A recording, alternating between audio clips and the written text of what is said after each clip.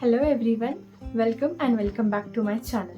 I'm Prajakta Randime. I'm third year MBBS student at GMC Latur. तो हमने last video में NEET की counselling process के बारे में जानकारी ली थी।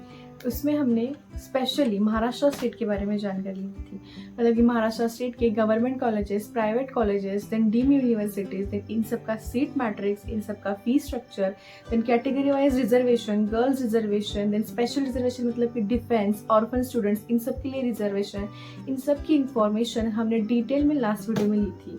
तो उस वीडियो का आप सबका बहुत अच्छा रिस्पॉन्स आया, thank you very much for that. And ये वीडियो अगेन मैं उस वीडियो के नीचे जो मुझे कमेंट सेक्शन में बच्चों के डाउट्स मिले कि मेरा रैंक ये है या फिर मेरा स्कोर नीट का ये है, तो मुझे कौन से कॉलेज मिलने की पॉसिबिलिटीज़ है, मुझे गवर्नमेंट कॉलेज मिलेगा क्या, मुझे सेमी गवर्नमेंट कॉलेज मिलेगा क्या, मुझे ड्रॉप लेना चाहिए क्या, तो इन सब सवालों को ध्यान में रखते हुए मैं आज अगला वीडियो बना रही हूँ। तो इस वीडियो में हम देखने वाले हैं कि रैंक, मतलब रैंक के तो बहुत तरीके के रैंक मिलते हैं हमको, कि ऑल इंडिया रैंक होता है, देन उसमें कैटेगरी रैंक होता है, एसएमएल नंबर मतलब कि seat merit number, seat merit list number, then उसमें कैटेगरी रैंक। तो इन सब की ये सब क्या होता है, देन जैसे कैसे डिफरेंट है, देन ये सब का यूज़ कहाँ होता है, देन मिलता कब है, ये सब जानकारी हम इस वीडियो में लेंगे। देन आपके कॉलेज मतलब आपके मार्क्स के थ्रू, आपके रैंक के थ्रू कौन सा कॉलेज मिल सकता है, इन सब की जानकारी हम इस वीडियो में लेंगे। ये वीडियो एंड तक ज़रूर देखना। एंड अगर ये वीडियो आपको यूज़फुल लगे तो आप इसको लाइक करना ना भूलें, आपके दोस्तों के साथ शेयर करें ताकि उनको भी फ़ायदा हो, ताकि उनको भी ये थोड़ा सा समझे कि कितने कॉलेजेस है, किस कॉलेज का कैसा कट ऑफ जाता है, देन एसएमएल नंबर क्या होता है, एसएमएल नंबर कब मिलता है, देन एसएमएल नंबर का यूज़ क्या होता है, ये सब उनको भी पता चले एंड आपको भी पता चले, इसलिए ये वीडियो बना रही हूँ। तो लाइक, शेयर एंड सब्सक्राइब करना ना भूलें। तो चलो अब चलते हैं हम हमारे मेन वीडियो के अंदर। तो नीट का रिजल्ट आ चुका है, देन आप लोगों को स्कोर कार्ड भी मिल चुका है। आपने स्कोर कार्ड पे नोटिस किया होगा कि वहाँ पे एक ऑल इंडिया रैंक है एंड एक कैटेगरी रैंक है। तो ऑल इंडिया रैंक मतलब कि ऑल ओवर इंडिया में वन नेशन वन टेस्ट, जो के थ्रू ऑल ओवर इंडिया में जितने भी बच्चों ने नीट का फॉर्म भरा था, जितने भी बच्चों ने नीट का एग्जाम दिया है, उनको कंसिडर करते हुए आप कहाँ स्टैंड करते हो, मतलब कि आपका रैंक क्या है। कैटेगरी रैंक मतलब कि आपकी कैटेगरी में ऑल ओवर इंडिया में आप कहाँ स्टैंड करते हो।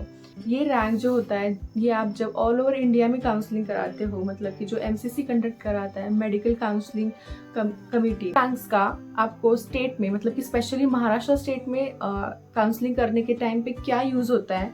देन जो काउंसलिंग करते टाइम आपको एसएमएल मिलता है, मतलब कि स्टेट मेरिट लिस्ट नंबर मिलता है, तो वो क्या होता है, देन उसका यूज क्या होता है, कब मिलता है, इन सब सवालों की जानकारी हम इस वीडियो में मिलेगी। तो इस वीडियो के थ्रू हम जानेंगे कि एसएमएल मतलब क्या, एसएमएल कब मिलता है एंड एसएमएल का यूज क्या होता है। तो ये वीडियो एंड तक जरूर देखें। ऑल इंडिया के थ्रू मतलब कि ऑल इंडिया जो काउंसलिंग होती है, जो एमसीसी कंडक्ट करता है, उसके थ्रू ऑल ओवर इंडिया के colleges, then AIIMS colleges, AFMC colleges, इन सब का जो एडमिशन प्रोसेस होता है वो ऑल इंडिया के रैंक के थ्रू होता है। मतलब कि उस रैंक की कंसिडर करते हुए आपको समझ आएगा कि आपको कहाँ एडमिशन मिलता है। स्कोर से भी ज़्यादा प्रिसाइसली आपको रैंक के थ्रू समझ आता है कि आपको कौन सी कॉलेज मिलने की पॉसिबिलिटीज़ है। तो ये रैंक बहुत ज़रूरी होता है। एंड स्टेट काउंसलिंग में जब हम पार्टिसिपेट लेते हैं, मतलब कि पहले ऑल इंडिया रैंक की काउंसलिंग शुरू हो जाती है, बच्चे उसके लिए रजिस्ट्रेशन करते हैं, तो उसके फर्स्ट राउंड के बाद स्टेट का काउंसलिंग शुरू हो जाता है। तो जिन बच्चों को ऑल इंडिया के थ्रू मतलब एमसीसी के थ्रू एम्स के वगैरह कॉलेज मिल जाते हैं, तो वो बच्चे वहाँ एडमिशन लेते हैं। तो वो बच्चे स्टेट की काउंसलिंग में पार्टिसिपेट नहीं करते हैं, मतलब कर भी सकते हैं, पर अगर उनको अच्छा कॉलेज मिल रहा है तो वो ये काउंसलिंग स्किप करते हैं। इसलिए आपके एसएमएल में बहुत ज़्यादा बच्चे कम हो जाते हैं, इसलिए आपका एसएमएल बढ़ने के चांसेस होते हैं। सिर्फ महाराष्ट्र स्टेट में जितने बच्चे रजिस्ट्रेशन कर रहे हैं उतने ही बच्चों की रैंकिंग होती है, बाकी के स्टूडेंट नहीं होते इसमें। तो टोटल महाराष्ट्र के हम नंबर ऑफ सीट्स देखें तो टोटल 7,000 सीट्स है ऑलमोस्ट। उसमें 5,000 सीट्स जो है वो गवर्नमेंट की सीट्स है एंड देन 2,500 मतलब 2,500 के करीब प्राइवेट मेडिकल कॉलेजेस की सीट्स है। तो एसएमएल में जिन बच्चों का 7,000 से बिलो रैंक है उन लोगों को एमबीबीएस में एडमिशन मिलने के पूरे चांसेस हैं।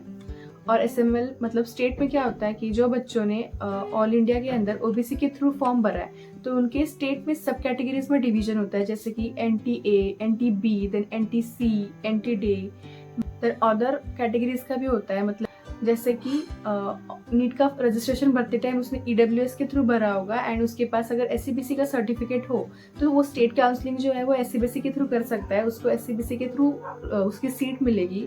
देन जिस बच्चों ने जनरल के अंडर नीट के रजिस्ट्रेशन किया है बट उसके पास EWS का सर्टिफिकेट है तो वो EWS के थ्रू भी काउंसलिंग करवा सकता है। तो जो SML आता है उसमें कैटेगरी रैंक मिलता है, तो उसमें हम स्टेट में अपनी कैटेगरी में कहाँ बिलोंग करते हैं ये समझ आता है। तो ये जो होता है ये काउंसलिंग में बहुत ज़्यादा यूज़फुल होते हैं, क्योंकि जो 7000 सीट्स है उसमें आपको कैटेगरी को रिजर्वेशन होता है, उसके थ्रू आपको कौन सा कॉलेज मिल सकता है ये आपको बहुत प्रिसाइजली एक्यूरेटली समझ आता है। जो महाराष्ट्र स्टेट में 7000 सीट्स है, रफली हमें 7000 तक के रैंक के बच्चों को मेडिकल कॉलेज मिल जाएगा, गवर्नमेंट या फिर सेमी गवर्नमेंट या प्राइवेट। तो कभी कभी ऐसे होता है कि कुछ बच्चे जो होते हैं वो ऑल इंडिया की काउंसलिंग भी कराते हैं, देन स्टेट की भी काउंसलिंग कराते हैं, पर वो सिर्फ ऑल इंडिया के कॉलेज में जाते हैं, एडमिशन लेते हैं, पर SML के थ्रू वो एडमिशन नहीं लेते हैं। तो हमारा SML जो नीचे आते हैं, मतलब कि 7000 से नीचे जो बच्चे आते हैं उनको भी कॉलेज मिलने की पॉसिबिलिटी बढ़ जाती है। तो कैटेगरी वाइज देखें तो महाराष्ट्र स्टेट में OBC के लिए 19% रिजर्वेशन है, मतलब कि टोटल 950 सीट्स OBC के लिए गवर्नमेंट में है, और प्राइवेट कॉलेजेस के लिए 50% में 9% जो रिजर्वेशन है वो OBC के लिए है। ऑलमोस्ट 2235 सीट्स जो होती है OBC के लिए। ओवरऑल देखें तो गवर्नमेंट के 950 एंड प्राइवेट के 235 सीट, मतलब टोटल 1200 के पास जो सीट्स होती है वो OBC के लिए रिजर्व्ड होती है। तो इस सिचुएशन में जिस भी OBC की कैटेगरी के बच्चों का रैंक, मतलब कि SML का कैटेगरी रैंक, स्टेट में कैटेगरी रैंक जो हमें मिलता है, तो उसमें अगर 1200 के अंदर अगर आपका रैंक है तो आपको बहुत ज़्यादा पॉसिबिलिटी है, मतलब कि अगर आपका रैंक सपोज 1100 है कॉलेज के, मतलब एंड तक आते हुए कॉलेज ज़रूर मिल जाएगा। इफ़ आपको फर्स्ट राउंड में ना मिले, क्योंकि फर्स्ट राउंड में जो होते हैं वो बहुत सारे बच्चे प्रोसेस में पार्टिसिपेट लेते हैं जो AIQ कोटा में भी है, पर वो सेकेंड राउंड में नहीं आते हैं, तो आपको थोड़ा सा कॉलेज मिलने की पॉसिबिलिटीज बढ़ जाती है। अगर आपका रैंक 1200 के अंदर है, अप्रोक्सीमेटली 1185 सीट्स है, तो अगर थोड़ी बहुत ऊपर नीचे देखा जाए तो मैंने 1200 बोला, तो यहाँ तक OBC के बच्चों के लिए कॉलेज मिलने की बहुत ज़्यादा पॉसिबिलिटी है, मतलब गवर्नमेंट सेमी गवर्नमेंट पकड़ के, ठीक है। तो हमें समझ आया कि रफली अगर आपका SML 7000 के बीच में हो, मतलब कि कुछ कैटेगरीज को साइड में लेते हैं जैसे कि VJ, then NTB, SC ST, तो इनका थोड़ा सा नीचे तक भी जा सकता है, पर जो मेजर कैटेगरीज है जैसे general, OBC, EWS, then NTB, NTC, SCBC, इन सबको कंसिडर करते हुए अगर आपका रैंक 7000 के बीच में है तो आपके मेडिकल कॉलेज में एडमिशन मिलने की पॉसिबिलिटीज 100% है। तो कैटेगरी का और एक एग्जांपल ले तो अगर NTD ले तो उनको जो होता है वो गवर्नमेंट कॉलेजेस के 2% रिजर्वेशन है, मतलब कि 5000 सीट्स में जो 100 सीट्स है वो NTD के बच्चों के लिए है। एंड देन अगर प्राइवेट में देखा जाए तो उनको 1% रिजर्वेशन होता है, मतलब कि 2500 में 25 सीट्स जो होती है वो NTD के लिए होती है, मतलब ओवरऑल 125 सीट्स जो है वो NTD के बच्चों के लिए रिजर्व है। मतलब आप अगर NTD कैटेगरी से बिलोंग करते हो और अगर आपका रैंक अगर 125 के अंदर है कैटेगरी का, तो आपको MBBS में कॉलेज मिलने की पॉसिबिलिटीज पूरी है, मतलब government and semi government. And then अगर आप कैटेगरी से बिलोंग करते हो बट आपके जनरल कैटेगरी से भी ऊपर के मार्क्स है, मतलब अच्छे मार्क्स हैं, तो आपको एडमिशन जो होता है वो ओपन के थ्रू मिल जाता है, तो एक NTD की सीट खाली हो जाती है और नीचे वाले बच्चों को एडमिशन मिलने की पॉसिबिलिटी बढ़ जाती है। ये जो है ये ओपन के बच्चों के लिए थोड़ा सा प्रॉब्लमेटिक है, बट अगर कैटेगरी में हो और आपके अगर मार्क ज़्यादा है तो हम कुछ नहीं कर सकते, उनको ओपन के थ्रू ही सीट्स मिल जाती है। एंड देन NTD के बच्चों के लिए थोड़ा सा प्रॉफिट हो जाता है।